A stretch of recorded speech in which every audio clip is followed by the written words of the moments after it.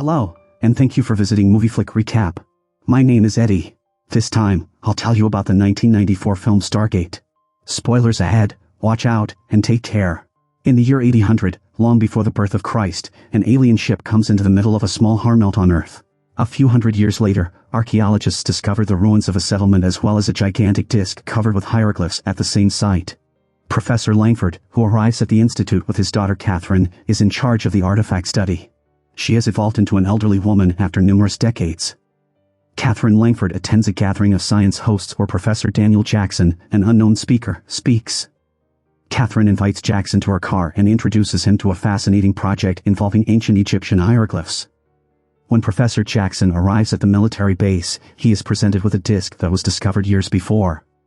Jackson makes a transcript merely by looking at the symbols, which upsets the professor, who has spent years trying to comprehend the ancient lettering. Colonel Jack O'Neill is impressed by Catherine's claim, and he has been assigned to work on an unknown artifact if Catherine's picture of a parallel universe is proven correct. Jackson works all night on the solution until he comes across a newspaper with a photograph of the starry constellation Orion that matches the image on the disc. Following the professor's request, the generals present the second piece of the find, a ring discovered with the disc. Following Daniel's directions, the scientists activate the ring, and after a few minutes, a tunnel appears in the device's core.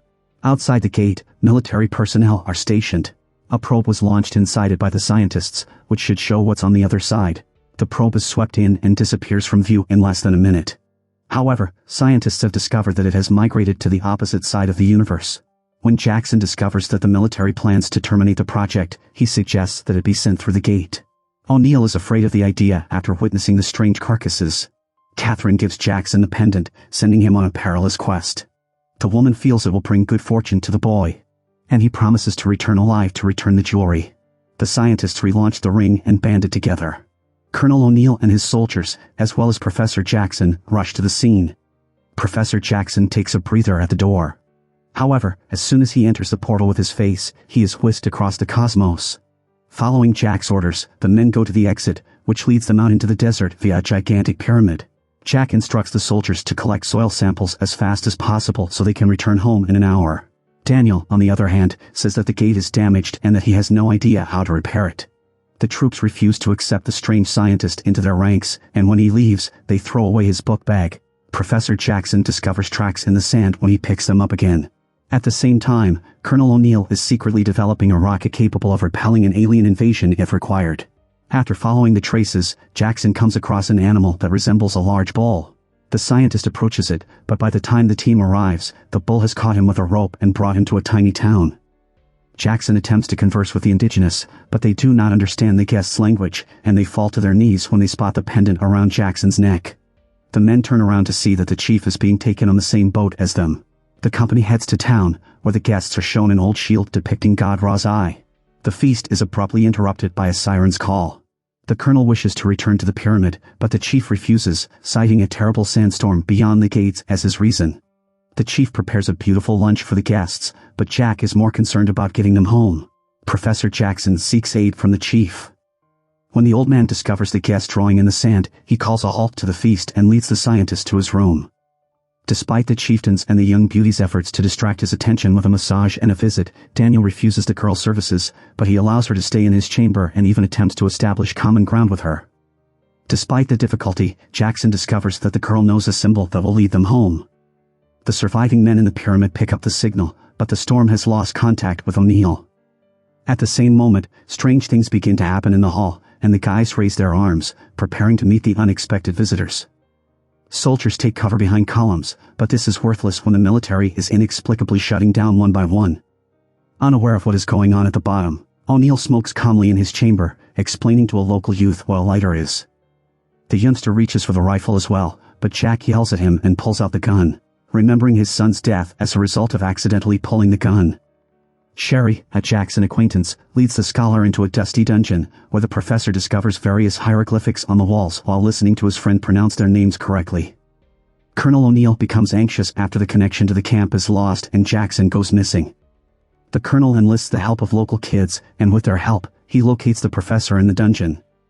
Daniel tells his partner that he learned the ancient legend about the god Roar from him, who appeared on Earth to extend his life by occupying a human form. Then he forbade reading and writing to keep his grandchildren from discovering the truth. After tiring of the legends and stories, Jack tells everyone to return to the pyramid. As they near the bottom, Jack notices that the pyramid shape has changed, and it looks to be flying through the air. At this point, O'Neill enters the premises, armed, and suspects something terrible has happened. Once again, the ancient monsters attack the heroes.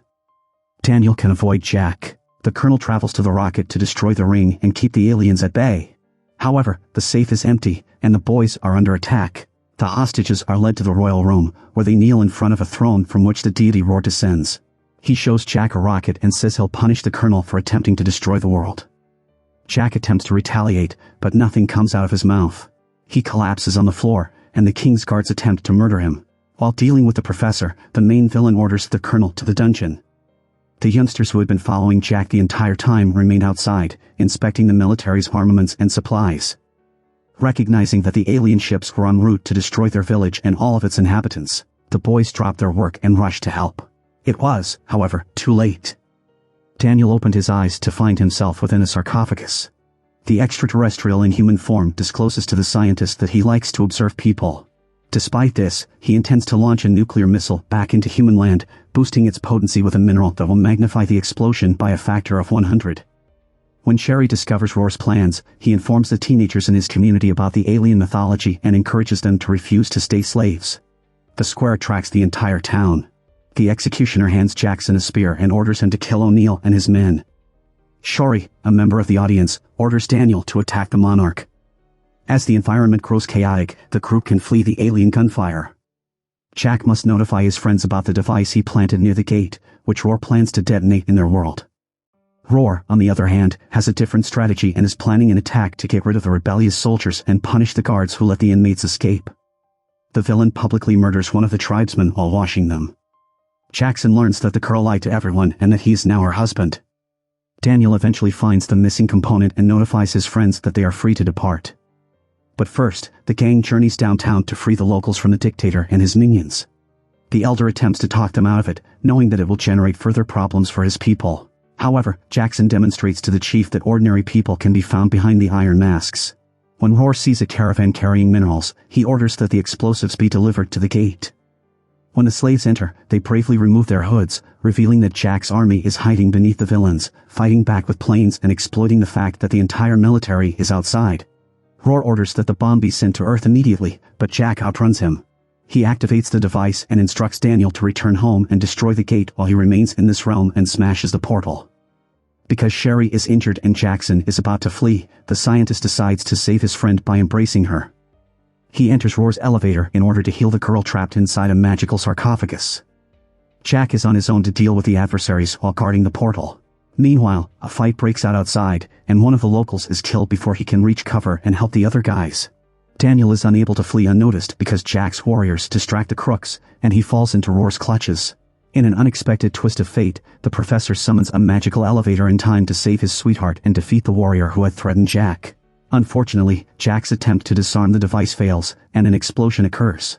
Meanwhile, Roar notices the village chief gathering a large crowd near the pyramid in an attempt to thwart Roar's plans. Roar seals his ship and launches it into the sky. To eventually defeat Roar, Jackson devises a plan that involves deploying an elevator and shooting a rocket up to the ship. After the battle, O'Neill bids farewell to the ancient people and Daniel, who has chosen to stay and build a life with Sherry. As a parting gift, the professor offers his friend the pendant to return to Catherine. Thank you for your attention. If you want to see more videos like this, please like, subscribe, and enable the notification bell.